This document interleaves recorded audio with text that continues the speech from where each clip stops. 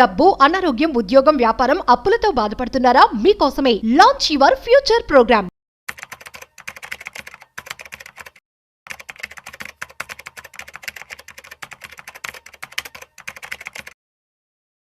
ఈ వారం stock market ఎలా ముగిసింది, అదేవిధంగా ఈ మంత్లో స్టాక్ మార్కెట్ అప్డేట్స్ ఎలా ఉన్నాయి, అట్ ది సేమ్ టైం రీసెంట్గా మనం చూసినట్లయితే సెన్సెక్స్ అండ్ నిఫ్టీ రెండు కూడా ఆల్ టైమ్ హైకి దూసుకు వెళ్తున్నాయి. సో వీటికి సంబంధించి మరింత సమాచారం ఇవాళ మనతో చెప్పడానికి certified finance planner Madhavi Reddy garu ఉన్నారు. సో వారి మాటల్లోనే మరింత సమాచారం అడిగి తెలుసుకుందాం. సో హాయ్, హలో, నమస్తే, వెల్కమ్ టు సుమన్ టీవీ. నేను మీ Rajeev Pasupuleti. So hi ma'am, నమస్తే. నమస్తే, ఎలా ఉన్నారు మ్యామ్? యా గుడ్ అండి. Yeah super.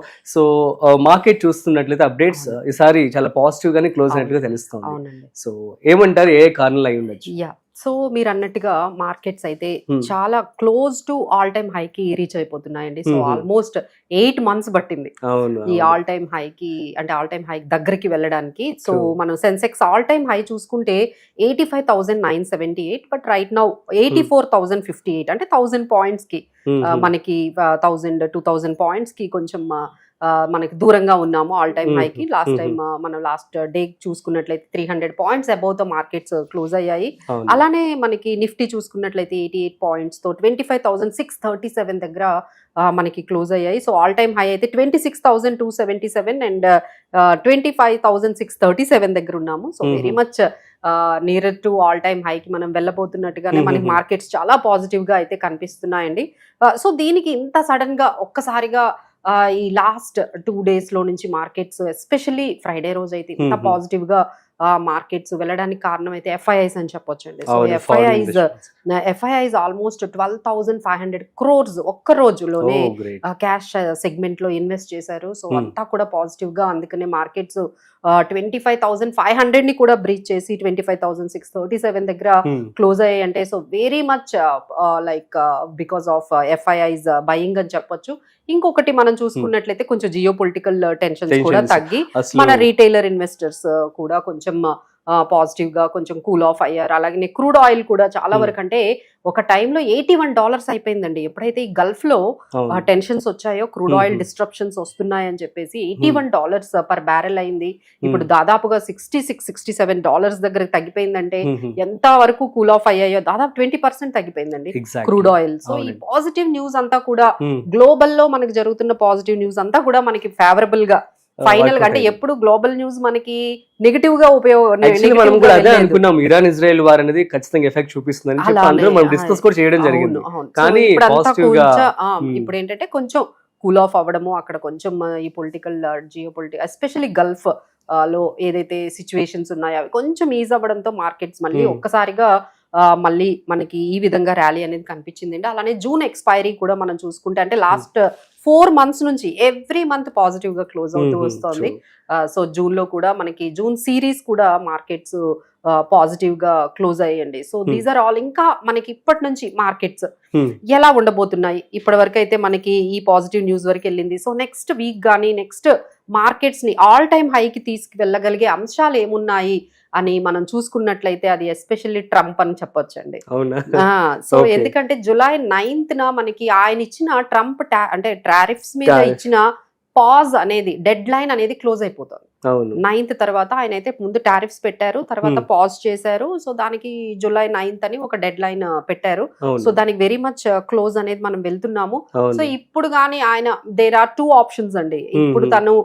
ఇప్పుడు ట్రంప్ మళ్ళీ దాన్ని డెడ్ లైన్ మేము ఇంక్రీజ్ చేస్తాము, ఇంకొంచెం టైం తీసుకుంటాం అంటే మళ్ళీ పాజిటివ్ గా వెళ్తాయి మార్కెట్స్. ఎందుకంటే మరి డెడ్ లైన్ ని ఇంకొంచెం ఎక్స్టెండ్ చేశారు కదా, అప్పుడే టారిఫ్స్ పడవు కాబట్టి. సో మార్కెట్స్ దాన్ని కొంచెం పాజిటివ్ గా తీసుకెళ్లొచ్చు. సో ఇది ఒక పాజిటివ్ గా మనము ఒక అంశంగా తీసుకోవచ్చు. లేదు ఆయన ఏవైతే ట్రేడ్ అగ్రిమెంట్స్ చేసుకుంటున్నారో అవి పాజిటివ్ గా వెళ్ళిన, like he saying that trade policies ఏవైతే ఉన్నాయో, ట్రేడ్ అగ్రిమెంట్స్ ఏవైతే ఉన్నాయో చైనాతో ఇండియాతో ఎస్పెషల్లీ చాలా ఫ్రూట్ఫుల్ అగ్రిమెంట్స్ మేము చేసుకుంటున్నాము అని ట్రేడ్ అగ్రిమెంట్స్ ముందుకు వెళ్తుంటే అది కూడా మార్కెట్స్ పాజిటివ్ గా ఉంటుందండి. సో ఈ విధంగా మనకి ఆ పాజిటివ్ న్యూస్ అనేది ఒకటి ఉంది. అలానే ఫెడ్ రేట్ కట్ అనేది మనకి లాస్ట్ ఒక 2-3 times నుంచి వాళ్ళు అలానే యాజ్ ఇట్ ఈస్ గా ఉంచేశారు. సో ఇప్పుడైతే మాత్రం కంటిన్యూస్ గా ఒక 2 times ఏమైనా ఫెడ్ రేట్ కట్స్ అనే ఇన్ఫర్మేషన్ గాని వచ్చింది అనుకోండి, again market will take positive ఈసారి పోవెల్ ని కూడా తీసేసైనా సరే ఆయన్ని ఆయన చైర్ నుంచి తీసేసైనా, అంటే ఫెడ్ చైర్మన్ అన్నమాట. ఆయనకి ఏంటంటే ఎప్పుడు ఇన్ఫ్లేషన్, ఈ తర్వాత ఈ టారిఫ్స్ వల్ల మనకి ఫెడ్ రేట్ ని ఆయన కట్ చేయకుండా చాలా స్టడీగా పెట్టారనమాట. అది ట్రంప్ కి నచ్చలేదు. సో ఇప్పుడు ఏంటంటే ఇది తగ్గించాలి అని చాలా చాలా చాలా ఫోర్స్ అయితే చేస్తున్నారు ట్రంప్. సో ఆయన వినకపోతే ఆయన తీసేసైనా ఫెడ్ రేట్ కట్ చేయించాలి అన్నట్టుగా ఆయన చాలా పాజిటివ్ గా ఉన్నారండి. ఇది కూడా మార్కెట్స్ కి పాజిటివే. ఒకవేళ ఫెడ్ రేట్ కట్ అనేది ఒక న్యూస్ గానీ వచ్చింది అనుకోండి, that is again taking to the markets to the next level. So ఈ అంశాలన్నీ మనం మైండ్ లో పెట్టుకుంటే సో మార్కెట్స్ అవన్నీ కూడా పాజిటివే మనకి కనిపిస్తాయండి. But what are the threats are there still? ఆ థ్రెట్స్ ఏమున్నాయంటే మళ్ళీ గల్ఫ్ వార్ చెప్పలేం కదా, ఎప్పుడు ఏమవుతుందో తెలియదు, ఎక్కడి నుంచి ఏ వార్ మళ్ళీ ఎరప్ట్ అవుతుందో తెలియదు. సో అలాంటివి ఏమైనా జరిగితే కొంచెం మళ్ళీ మార్కెట్స్ ఒక బ్రేక్ అనేది పడొచ్చండి. అదర్వైజ్ మార్కెట్స్ ఆర్ ఈ పాజిటివ్ విషయాలు కానీ జరిగినట్లయితే we can very much able to reach the all time high. Next వచ్చేసి మనం ఆర్బీఐ మానిటరీ పాలసీ తీసుకురావడం వల్ల కూడా చాలా పాజిటివ్ గా మార్కెట్ క్లోజ్ అని చెప్పి అనుకోవచ్చా? అవునండి, ఎందుకంటే అప్పుడు మనకేంటంటే ఆర్బీఐ ఎప్పుడైతే మనకి రెపో రేట్ 1% వరకు దాదాపుగా తగ్గించిందో ప్రతిసారి ఒక నెగటివ్ న్యూస్ వచ్చేసేది. ఈ న్యూస్ రాగానే మనకి పహల్గామ్ అటాక్ జరగడము, తర్వాత అక్కడ మనకి వార్ పాకిస్తాన్ తో జరగడము, ఆ తర్వాత మళ్ళీ ఇంకొకసారి పర్సంటేజ్ తగ్గిన తర్వాత ఈసారి గల్ఫ్ వార్. అంటే కరెక్ట్ గా మనకి ఏంటంటే ఏదైనా పాజిటివ్ న్యూస్ కి వెళ్తూ ఉన్నాము అనగానే ఒక్కసారిగా అక్కడ నుంచి నెగటివ్ న్యూస్ వచ్చేది. సో మనం ఏంటంటే దాన్ని ఎంజాయ్, అంటే దాన్ని మనము ఇన్వెస్టర్స్ పాజిటివ్ గా తీసుకోలేకపోయారు మార్కెట్స్ కూడా. సో ఇప్పుడైతే ఇప్పుడు అందరూ కూడా సెటిల్ అయ్యి ఇప్పుడు అన్ని కూడా ఇప్పుడు మనకి ఈ ఫైనాన్షియల్స్, బ్యాంకింగ్ అండ్ ఫైనాన్షియల్స్, ఈ రెపో రేట్ కట్ వల్ల ఏం జరుగుతుందంటే మీరు ఎక్కువగా లోన్స్ తీసుకోగలుగుతారు, లోన్స్ తీసుకునే కెపాసిటీ పెరుగుతుంది, తర్వాత స్పెండింగ్ పెరుగుతుంది, అలానే బ్యాంక్స్ కూడా లోన్ ఇచ్చే అవకాశం ఉంటుంది. సో దాని వల్ల ఏంటంటే ఎస్పెషల్లీ ఈ రియాలిటీ సంబంధించిన సెక్టార్స్ కానీ లేకపోతే ఫైనాన్షియల్స్ లైక్ పిఎన్బి ఫైనాన్షియల్స్ కానీ, శ్రీరామ్ ఫైనాన్స్ కానీ, ఎస్బీఐ, ఐసిఐసిఐ, సో ఇవన్నీ కూడా చాలా వరకు పాజిటివ్ గా ఈ బ్యాంకింగ్ అండ్ ఫైనాన్షియల్స్ సంబంధించి కొంచెం ఈ రెపో రేట్ కట్ వల్ల మనకి పాజిటివ్ గా అయ్యే అవకాశాలు అయితే ఇప్పుడు నెక్స్ట్ కనిపిస్తున్నాయండి. ఆ తర్వాత డిఫెన్స్ ఇంకా మనం చెప్పాల్సిన అవసరమే లేదు. అన్ని కంట్రీస్ కూడా బాగా డిఫెన్స్ మీద, నాటో కూడా వాళ్ళందరూ కూడా మెంబర్స్ అందరూ కూడా డిసైడ్ అయ్యారు ఒక 20% అంటే ఎంత వరకు అంటే జీడిపిలో 2% వరకే వాళ్ళు స్పెండింగ్ అనేది డిఫెన్స్ మీద ఉండేదండి. ఇప్పుడు పెంచుకుందాము, డిఫెన్స్ మీద చాలా అమౌంట్ ఎక్స్పెండిచర్ పెంచుదామని అందరూ కూడా ఎలకేషన్స్ బాగా చేసుకుంటున్నారు, ఇంక్లూడింగ్ ఇండియా. సో మనం ఏంటంటే పాజిటివ్, ఇది మనకి ఎలా పాజిటివ్ అవుతుందంటే మనము డిఫెన్స్ ని చాలా వరకు ఎక్స్పోర్ట్స్ చేస్తున్నాం అండి, ఎక్విప్మెంట్స్. డిఫెన్స్ ఎక్విప్మెంట్ ని మనం ఎక్స్పోర్ట్స్ చేస్తున్నాము. ఇప్పటి వరకు 23,000 crores ఆఫ్ డిఫెన్స్ ఎక్విప్మెంట్ మనం ఎక్స్పోర్ట్ చేసాం. ఇంకా 50,000 crore అనేది మనం టార్గెట్ పెట్టుకున్నాము.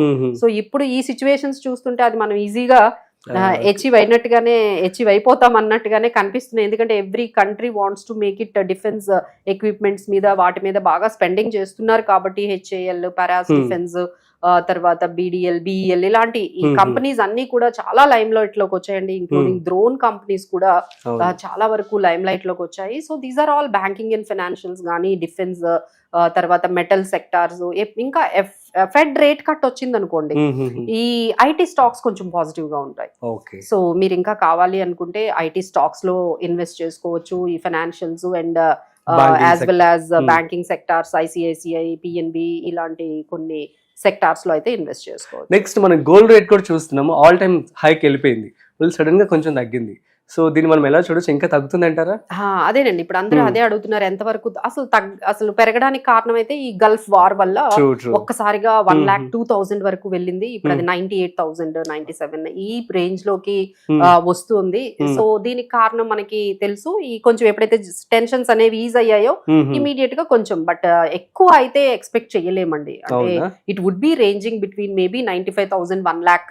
ఇక్కడ కొంచెం ఇలా స్టక్ అయినట్టుగా, అంటే ప్రైజెస్ అనేవి స్టాగ్నేట్ అయినట్టుగా కనిపిస్తున్నాయి. సో ఎవరైనా బై చేసుకోవాలి అంటే భయపడాల్సిన అవసరం లేదండి. ఇంకా పెరిగే అవకాశాలు అయితే తగ్గిపోయాయి, పెరిగే అవకాశం అయితే ఎక్కువ లేదు కానీ, బట్ అలా అని తగ్గడం కూడా మనం అనుకున్నట్టుగా ఎక్కువ అయితే తగ్గదు.